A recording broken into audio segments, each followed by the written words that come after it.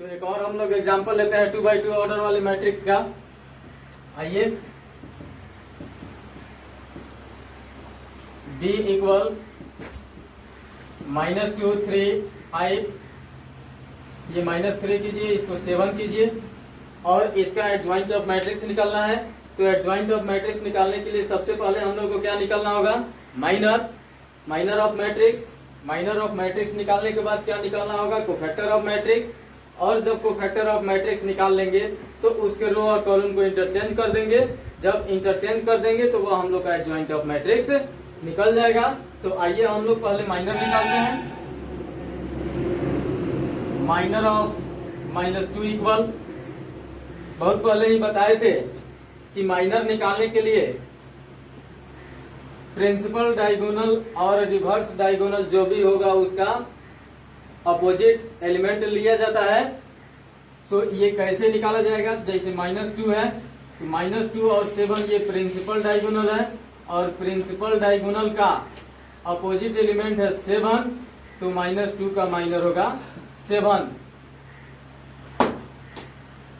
फिर उसके बाद -3 का निकालते हैं। माइनर ऑफ -3 का अपोजिट एलिमेंट है 5, तो इसका माइनर होगा 5। फिर 5 का निकालते हैं। माइनर ऑफ 5 इक्वल 5 का अपोजिट एलिमेंट है -3, तो 5 का हो जाएगा माइनर -3।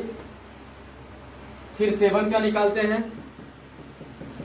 माइनर ऑफ 7, इसका अपोजिट एलिमेंट है -2, तो इसका माइनर हो जाएगा -2। अब इसके बाद हम लोग इसको मैट्रिक्स के अंदर लिखेंगे। Minor of A equal original matrix जो जहां है उसके जगह पे उसके माइनर को लिख देना है। -2 का माइनर होगा 7, फिर -3 का माइनर होगा 5,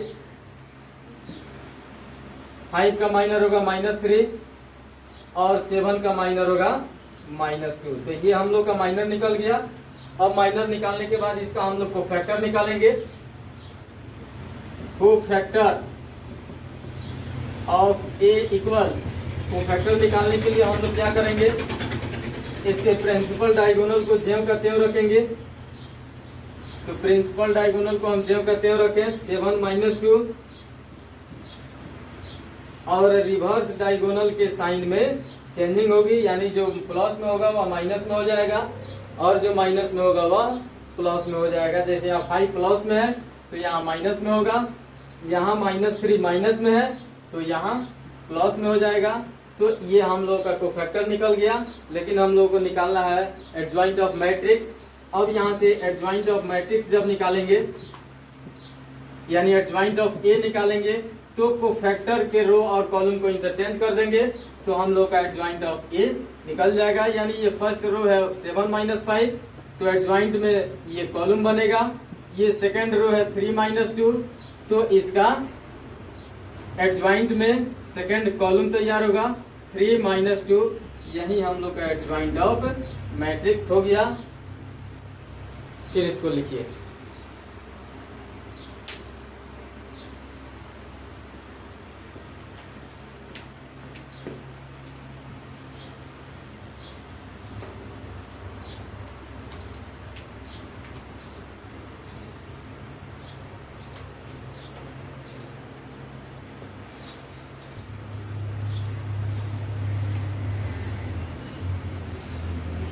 अब हम लोग 3x3 ऑर्डर वाले मैट्रिक्स का एग्जांपल लेकर उसका एडजॉइंट ऑफ मैट्रिक्स निकालेंगे। तो आइए, थोड़ा सा ये चैलेंजिंग टॉपिक होगा। क्यों? क्योंकि ये 3x3 ऑर्डर का मैट्रिक्स है।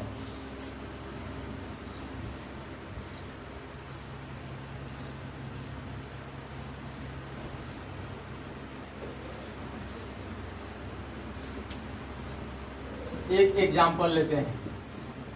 A equal 1 3 5 2 7 4 6 1 2। अब ये मैट्रिक्स जो है ये 3/3 ऑर्डर का मैट्रिक्स है, इसका निकालना है एडजॉइंट ऑफ मैट्रिक्स। तो सबसे पहले एडजॉइंट ऑफ मैट्रिक्स निकालने के लिए हम लोग माइनर निकालेंगे। माइनर निकालने के बाद कोफैक्टर निकालेंगे, और जब कोफैक्टर निकाल लेंगे तो उसके रो और कॉलम को इंटरचेंज कर देंगे तो हम लोग का एडजॉइंट ऑफ मैट्रिक्स निकल जाएगा। तो सबसे पहले इसमें इस ओरिजिनल मैट्रिक्स के प्रत्येक एलिमेंट का माइनर निकालते हैं। 2/2 ऑर्डर वाले मैट्रिक्स का माइनर निकालना थोड़ा सा इजी था, लेकिन यहाँ 3/3 ऑर्डर का माइनर निकालने में थोड़ी सी परेशानी होगी, तो इसको ध्यान से देखिएगा।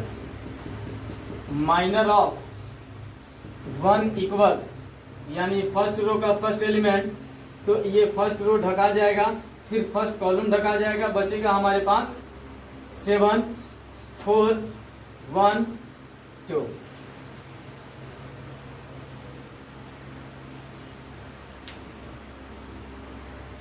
7 4 1 2।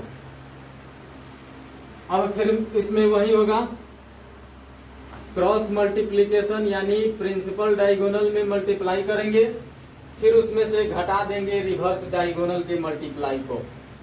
तो इसमें देखिए 7 में 2 से मल्टीप्लाई कीजिएगा, 7 इंटू 2 माइनस 4 में 1 से मल्टीप्लाई कीजिएगा, 4 इंटू 1 इक्वल 7 में 2 से मल्टीप्लाई कीजिएगा 14, माइनस 4 में 1 से मल्टीप्लाई कीजिएगा 4, 14 में से 4 निकालिएगा 10।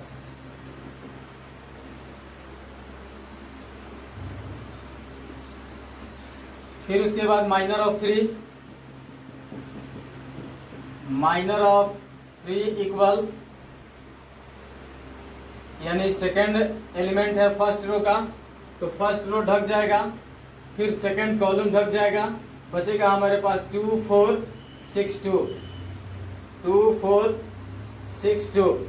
फिर इसमें वही कंडीशन अप्लाई होगी, प्रिंसिपल डायगोनल में मल्टीप्लाई करेंगे 2 इंटू 2 माइनस, रिवर्स डायगोनल में मल्टीप्लाई करेंगे 6 इंटू 4 इक्वल 4 माइनस 24, सब्ट्रैक्ट करेंगे तो होगा -20। अब minor of 5, minor of 5 equal ये थर्ड एलिमेंट है फर्स्ट रो का, तो फर्स्ट रो ढक जाएगा, फिर थर्ड कॉलम ढक जाएगा 2 7 6 1, 2 7 6 1 इक्वल। अब मल्टीप्लाई करेंगे प्रिंसिपल डायगोनल में, 2 into 1 minus 7 into 6 reverse diagonal, 7 into 6 equal 2 एकम 2 माइनस 7 छक 42 इक्वल -41। फिर अब सेकेंड रो का माइनर निकालेंगे, माइनर ऑफ 2 इक्वल, अब ये सेकेंड रो ढक जाएगा, फर्स्ट कॉलम ढक जाएगा, बचेगा हमारे पास 3 5 1 2, 3 5 1 2। फिर इसमें मल्टीप्लाई करेंगे, 3 इंटू 2 माइनस 5 इंटू 1, ये रिवर्स डायगोनल है, 5 इंटू 1 इक्वल 3 दूना 6 माइनस 5 एकम 5 इक्वल 1। अब माइनर निकालेंगे 7 का, माइनर ऑफ 7 इक्वल, ये सेकेंड रो है तो सेकेंड रो ढक जाएगा, सेकेंड एलिमेंट यानी सेकेंड एलिमेंट है सेकेंड रो का, तो सेकेंड कॉलम ढक जाएगा, बचेगा हमारे पास क्या 1 5 6 2, 1 5 6 2 इक्वल। फिर प्रिंसिपल डायगोनल में मल्टीप्लाई करेंगे, 1 इंटू 2 माइनस, रिवर्स डायगोनल में मल्टीप्लाई करेंगे 6 इंटू 5, 1 से 2 में मल्टीप्लाई करेंगे 2 माइनस 6 5 30 -28। अब हम लोग 4 का माइनर निकालते हैं, माइनर ऑफ 4 इक्वल, फिर ये सेकेंड रो का थर्ड एलिमेंट है तो सेकेंड रो ढक जाएगा, थर्ड कॉलम ढक जाएगा, बचेगा 1 3 6 1, 1 3 6 1 इक्वल। अब इसमें प्रिंसिपल डायगोनल में हम लोग मल्टीप्लाई करेंगे, 1 इंटू 1 माइनस रिवर्स डायगोनल में मल्टीप्लाई करेंगे 6 इंटू 3 इक्वल 1 माइनस 18 माइनस 17। अब हम लोग 6 का माइनर निकालेंगे यानी थर्ड रो का माइनर निकालेंगे। माइनर ऑफ 6 इक्वल, अब ये थर्ड रो है तो थर्ड रो ढक जाएगा, फर्स्ट एलिमेंट है तो फर्स्ट कॉलम ढकेगा। 3 5 7 4 3 5 7 4। फिर यहाँ वही कंडीशन अप्लाई होगा 3 इंटू 4 माइनस रिवर्स डायगोनल का मल्टीप्लाई 7 इंटू 5 इक्वल 4 12 माइनस 7 5 35। अब 12 में से 35 को घटाएंगे तो कितना होगा 3 2 माइनस 23। फिर उसके बाद अब हम लोग 1 का माइनर निकालेंगे। माइनर ऑफ 1 इक्वल, ये थर्ड रो है तो थर्ड रो के ढक जाएगा, फिर सेकंड एलिमेंट है तो सेकंड कॉलम ढकेगा। 1 5 2 4 1 5 2 4 इक्वल प्रिंसिपल डायगोनल का multiply 1 into 4 minus reverse diagonal का multiply 2 into 5 equal 4 minus 10 equal to minus 6। अब लास्ट बच गया 2 का माइनर। माइनर ऑफ 2 इक्वल, अब ये थर्ड रो ढक जाएगा, थर्ड कॉलम ढक जाएगा। 1 3 2 7 1 3 2 7 इक्वल, अब प्रिंसिपल डायगोनल का multiply 1 into 7 minus 2 into 3 equal 7 एकम 7 माइनस 6 इक्वल 1। अब हम लोग माइनर प्रत्येक एलिमेंट का निकाल लिए।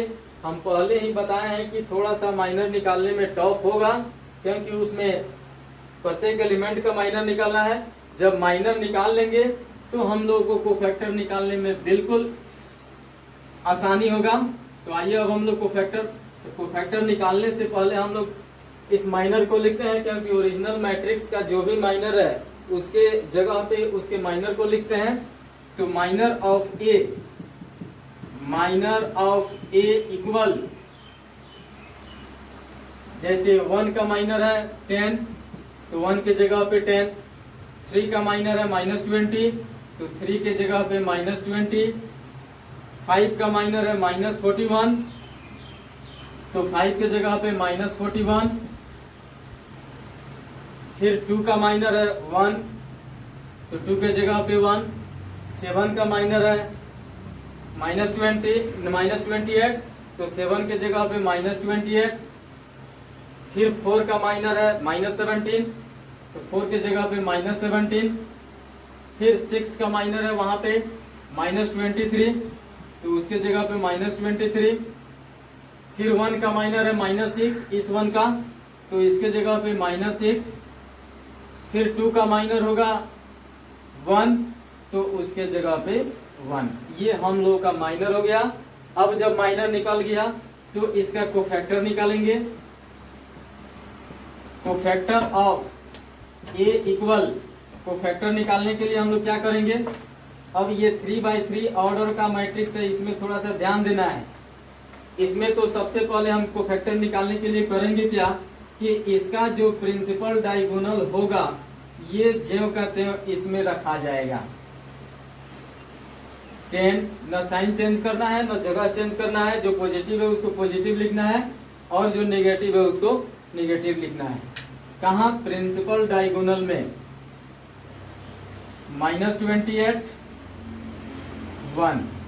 अब इसमें रिवर्स डायगोनल है।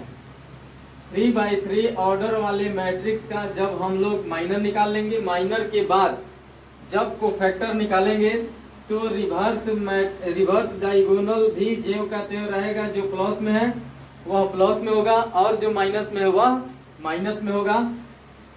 -41 -28 -23। अब फर्स्ट रो का बीच वाला टर्म, सेकेंड रो का दोनों किनारे वाला टर्म और थर्ड रो का बीच वाला टर्म का साइन चेंज हो जाएगा। जैसे यहाँ -20 है तो 20 होगा, यहाँ 1 है प्लस में तो -1 होगा, यहाँ -17 में है तो 17 होगा, यहाँ -6 में है तो 6 होगा। ये हमारा कोफैक्टर निकल गया। अब जब कोफैक्टर निकाल लिए तो एडजॉइंट ऑफ ए निकालने के लिए इसका हम लोग रो और कॉलम को क्या करेंगे, इंटरचेंज कर देंगे। तो इंटरचेंज करने के बाद हम लोग का एडजॉइंट ऑफ मैट्रिक्स निकल जाएगा।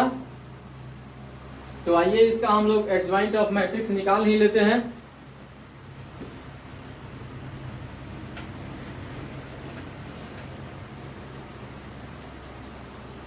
Adjoint of A equal